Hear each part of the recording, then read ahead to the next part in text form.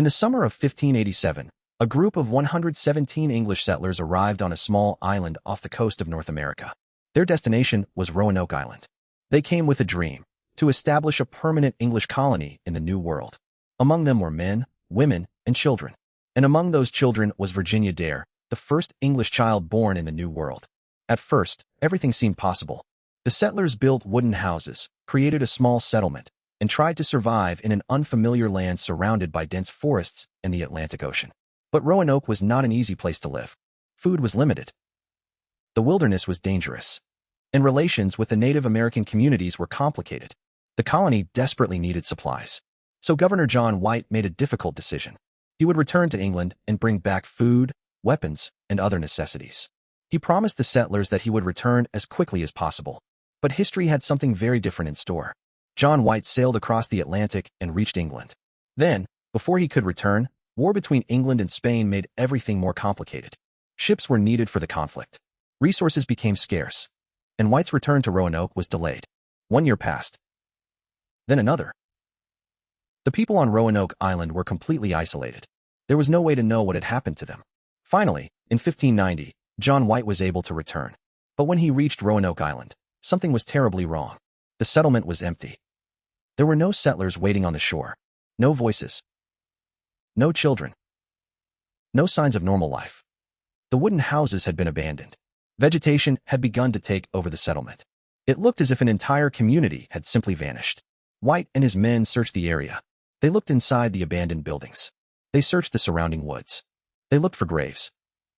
They searched for any sign that could explain where the colonists had gone. But there was almost nothing. Then they discovered something strange. Carved into a wooden post was a single word: CROATOAN. White immediately recognized the name. CROATOAN was the name of a nearby island, and also the name associated with a Native American community in the region. There was another clue. The settlers had supposedly agreed that if they ever left the colony, they would carve the name of their destination into a tree or post. And if they were forced to leave because of danger, they would add a special symbol. But there was no such symbol. Could this mean the settlers had deliberately left Roanoke? Perhaps they had traveled to CROATOAN Island. Perhaps they had joined a nearby Native American community. Maybe they had abandoned the English way of life simply to survive. But there was a problem. John White never found them. He wanted to search further. But bad weather and dangerous conditions made the search almost impossible. Eventually, he was forced to leave, and he would never see his daughter Eleanor again. He would never see his granddaughter Virginia Dare. The fate of the entire colony remained unknown. Over the centuries, countless theories appeared.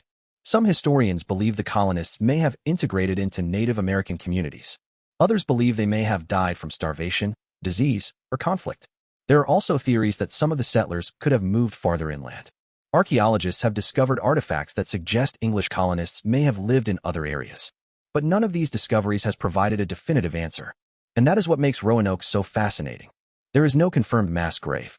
There is no battlefield. There is no final message explaining what happened. Only scattered clues. A deserted settlement. And one mysterious word carved into wood: CROATOAN. More than 400 years later, the lost colony of Roanoke remains one of the greatest mysteries in American history. Perhaps the settlers died. Perhaps they escaped. Perhaps they became part of another community and disappeared into history. Or perhaps the truth is something we have not yet discovered. The forest of Roanoke still stands where the colony once existed. And somewhere beneath that landscape may be the final clues to the fate of 117 people who vanished without a trace.